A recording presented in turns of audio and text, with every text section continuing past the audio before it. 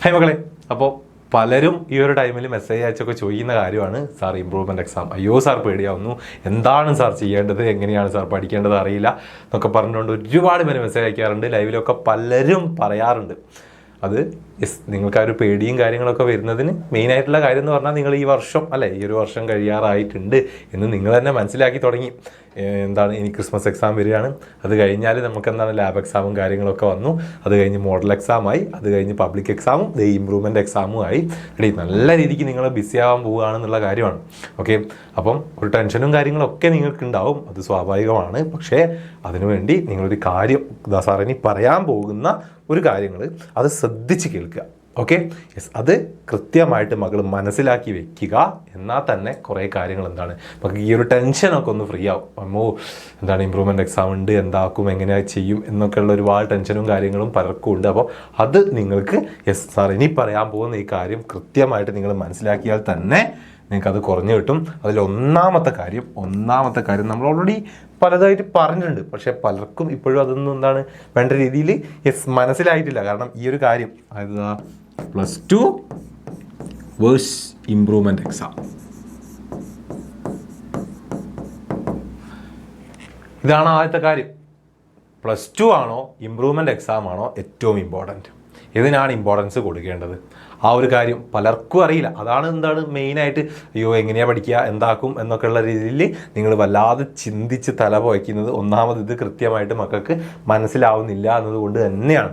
നിങ്ങൾ കൃത്യമായിട്ട് മനസ്സിലാക്കി വെച്ചോളുക. നിങ്ങൾക്ക് ഇമ്പോർട്ടൻറ്റ് അത് എന്നും +2 തന്നെയാണ്.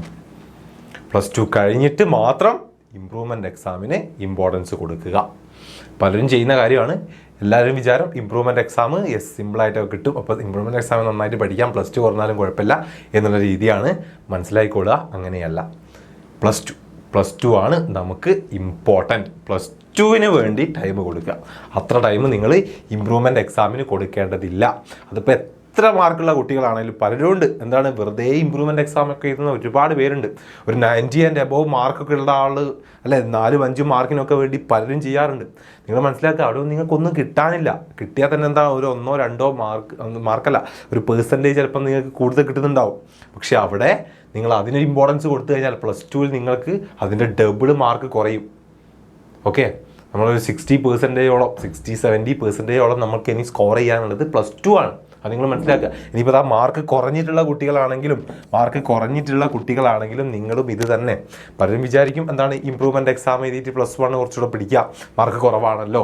പക്ഷേ നിങ്ങളെന്താണ് അവിടുത്തെ സെയിം മിസ്റ്റേക്ക് അവിടെയും ചെയ്യാൻ പോകുന്നത്. ഇമ്പ്രൂവ്മെൻറ്റ് എക്സാമിന് ഇമ്പോർട്ടൻസ് കൊടുക്കുകയാണെങ്കിൽ നിങ്ങൾക്ക് +1 എന്ത് പറ്റി അത് തന്നെ +2വിൽ സംഭവിക്കും. +2വിൽ മാർക്ക് കുറയും. ഓക്കെ, +2 എന്നൊക്കെ പറഞ്ഞു കഴിഞ്ഞാൽ നമ്മൾ അവസാനത്തേക്കൊക്കെ വരുമ്പോൾ ഏത് സബ്ജക്റ്റ് ആയാലും അതിലൊക്കെ ഒരുപാട് പഠിക്കാനുള്ള ചാപ്റ്റേഴ്സ് തന്നെയാണ് വരുന്നത്. നിങ്ങൾ പുതുതായിട്ട് ഇരുന്ന് പഠിക്കുന്ന ചാപ്റ്റേഴ്സാണ് വരുന്നത്. നന്നായിട്ട് ടൈം നിങ്ങൾ കൊടുക്കേണ്ട ചാപ്റ്റേഴ്സാണ് വരുന്നത്. നന്നായിട്ട് ക്വസ്റ്റ്യൻസ് വരുന്ന ചാപ്റ്റേഴ്സാണ് വരുന്നത്. അപ്പോൾ അങ്ങനെയുള്ള അത്രയും പോർഷൻസ് +2വിലുള്ളപ്പോൾ അതിനെ നിങ്ങൾക്ക് വേണ്ട ഇമ്പോർട്ടൻസ് കൊടുക്കാതെ +1 ഇമ്പ്രൂവ്മെൻറ്റ് എക്സാമിന് പിന്നാലെ നിങ്ങൾ പോയി കഴിഞ്ഞാൽ ഷുവറായിട്ട് മക്കളെ നല്ല രീതിക്ക് മാർക്ക് നിങ്ങൾക്ക് +2വിൽ കുറയും. പിന്നെ അത് നല്ല രീതിയിൽ നിങ്ങളെ എഫക്റ്റ് ചെയ്യാൻ പോകുന്നത്. സോ മനസ്സിലാക്കി വെച്ചോളാം, +2 ഈസ് ഇമ്പോർട്ടൻറ്റ്.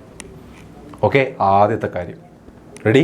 ഇനി രണ്ടാമത്തെ കാര്യം, പലർക്കും ഉള്ള ഡൗട്ട്, എങ്ങനെ പഠിക്കും അല്ലേ, എപ്പോൾ പഠിച്ചു തുടങ്ങും, വെൻ ടു സ്റ്റഡി.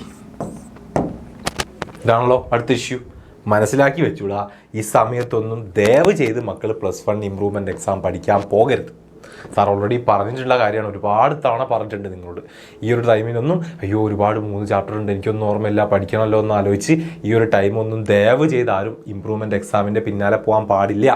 മറ്റൊന്നും കൊണ്ടല്ല മക്കളെ, ഇപ്പോൾ ക്രിസ്മസ് എക്സാമിന് വേണ്ടി പഠിക്കുക. നിങ്ങൾ നന്നായിട്ട് പഠിക്കുക. ക്രിസ്മസ് എക്സാമിന് തന്നെ നിങ്ങൾക്ക് ഒരുപാട് പഠിക്കാനുണ്ട്, അത് നിങ്ങൾ മനസ്സിലാക്കുക. ഓക്കെ, നിങ്ങൾ ക്രിസ്മസ് എക്സാം കഴിഞ്ഞതിന് ശേഷം മാത്രം ഇമ്പ്രൂവ്മെൻറ്റ് എക്സാമിന് വേണ്ടി ഇരിക്കുക. ഓക്കെ, അതും എപ്പം പഠിച്ച് തീർക്കണം എന്ന് കൂടി സാറ് പറഞ്ഞുതരാം. ഒരിക്കലും നിങ്ങൾക്കറിയാം, പബ്ലിക് എക്സാമിൻ്റെ ഇടയിലൂടെയാണ് നിങ്ങൾക്ക് ഇമ്പ്രൂവ്മെൻറ്റ് എക്സാം വരുന്നത്.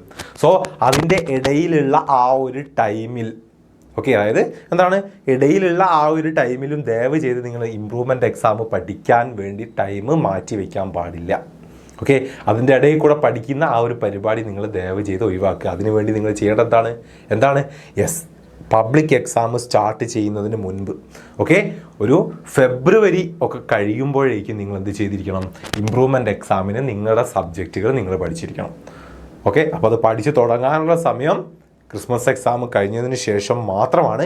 അത് പഠിച്ച് തീർക്കാനുള്ള സമയം ഫെബ്രുവരിയാണ്. ഓർത്ത് വെച്ചോളാം. ഓക്കെ, അത് നിങ്ങൾ കൃത്യമായിട്ട് മനസ്സിലാക്കി വെച്ചോളാം. റെഡിയല്ലേ? ഓക്കെ, ഇത്രയും കാര്യങ്ങൾ മക്കൾ കൃത്യമായിട്ട് നിങ്ങളുടെ മനസ്സിലുണ്ടാവണം. ഓക്കെ, അതിനനുസരിച്ച് നിങ്ങൾ പ്ലാൻ ചെയ്തുകൊള്ളുക. എങ്ങനെ വേണമെങ്കിൽ നിങ്ങൾക്ക് പ്ലാൻ ചെയ്യാം. സാർ പ്ലാനുകളൊക്കെ ഒരുപാട് ഇതിന് മുൻപ് പറഞ്ഞിട്ടുണ്ട്. നമുക്ക് വീഡിയോ ഒക്കെ വേണമെങ്കിൽ നമുക്ക് ഈ ചാനലുണ്ട്, നിങ്ങൾ നോക്കിയാൽ മനസ്സിലാവും. ഒരുപാട് പ്ലാനുകളും കാര്യങ്ങളൊക്കെ സാർ തന്നെ പറഞ്ഞിട്ടുണ്ട്.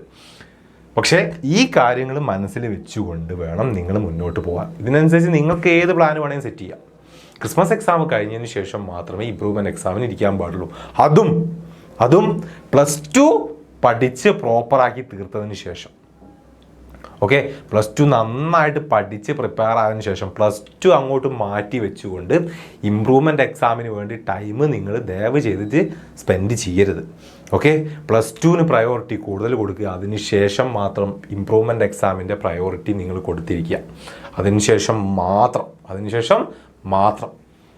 ഓക്കെ, സെറ്റ് ഈ കാര്യങ്ങൾ. ഓക്കെ, ഇതും നിങ്ങൾ മനസ്സിലാക്കി കഴിഞ്ഞാലും ഇനിയും നിങ്ങൾക്ക് എന്തുണ്ടാവും?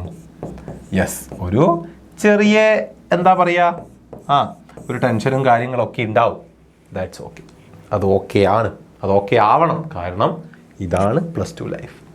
നല്ല രീതിക്ക് യെസ്, ഒരു ടെൻഷനും കാര്യങ്ങളൊക്കെ നിങ്ങൾക്ക് വരും. കാരണം നിങ്ങൾ അത്രത്തോളം കാര്യങ്ങൾ അറ്റൻഡ് ചെയ്യാൻ പോവുകയാണ് അല്ലേ. പബ്ലിക് എക്സാം ഉണ്ട്, ലാബ് എക്സാം ഉണ്ട്, മോഡൽ എക്സാം ഉണ്ട്, അതിൻ്റെ ഇടയിൽ ഇംപ്രൂവ്മെൻ്റ് എക്സാം വരുന്നുണ്ട്, ഒക്കെ ഉണ്ട്. സോ സ്വാഭാവികമാണ്. അത് നമുക്കെന്താ ഒഴിവാക്കാൻ പറ്റുന്നതല്ല ആ ഒരു ടെൻഷനും കാര്യങ്ങളും. ഓക്കെ, ആ ഒരു നമുക്ക് ഇനി വരാൻ പോകുന്ന ഒരു ബിസി ഷെഡ്യൂൾ ഉണ്ടല്ലോ, അത് നമുക്കെന്താ ഒഴിവാക്കാൻ പറ്റുന്ന കാര്യങ്ങളല്ല. അതൊക്കെ ഓക്കെയാണ്. ഓക്കെ, അത് പക്ഷേ ഈ ഒരു കാര്യങ്ങളൊക്കെ കൃത്യമായിട്ട് മനസ്സിലാക്കി യെസ്, ഇന്ന ടൈം മുതലാണ് ഞാൻ സ്റ്റാർട്ട് ചെയ്യണത്, ഇന്ന ടൈം മുതൽ ഈ ഒരു ടൈം ആകുമ്പോഴത്തേക്കും ഞാനത് തീർക്കും. യെസ്, എക്സാമിനോട് പബ്ലിക് എക്സാമൊക്കെ ആകുമ്പോഴത്തേക്കും ഞാൻ സെറ്റായി പഠിച്ചിരിക്കും എന്നുള്ളൊരു ബോധ്യം അത് കൃത്യമായി മക്കളെ മനസ്സിൽ നിങ്ങളൊന്ന് ഉറപ്പിച്ച് വെച്ച് കഴിഞ്ഞാൽ നിങ്ങളൊന്ന് ഓക്കെ ആവും. അത് ഒന്ന് ഓക്കെ ആക്കാൻ വേണ്ടിയിട്ടാണ് സാർ ഇത്രയും കാര്യങ്ങൾ വീണ്ടും റിപ്പീറ്റ് ചെയ്ത് പറഞ്ഞിട്ടുള്ളത്. അത് നിങ്ങൾ ഓർത്ത് വെക്കുക. അതിനനുസരിച്ച് നിങ്ങൾക്ക് ഏത് പ്ലാൻ വേണമെങ്കിൽ സെറ്റ് ചെയ്യാം. ഈ മക്കൾക്ക് പ്ലാൻ വേണമെങ്കിൽ സാർ ഓൾറെഡി ചെയ്തിട്ടുണ്ട്. ഇനി വേണമെങ്കിൽ സാർ വേറെ തരാം. ഓക്കെ, അപ്പോൾ ഈ കാര്യങ്ങൾ കൃത്യമായിട്ട് മനസ്സിൽ വെക്കുക. ഇപ്പോൾ ക്രിസ്മസ് എക്സാമിനെ ഫോക്കസ് ചെയ്യുക, നന്നായിട്ട് പഠിക്കുക. Okay, +2 main. ബൈ, ടാറ്റ.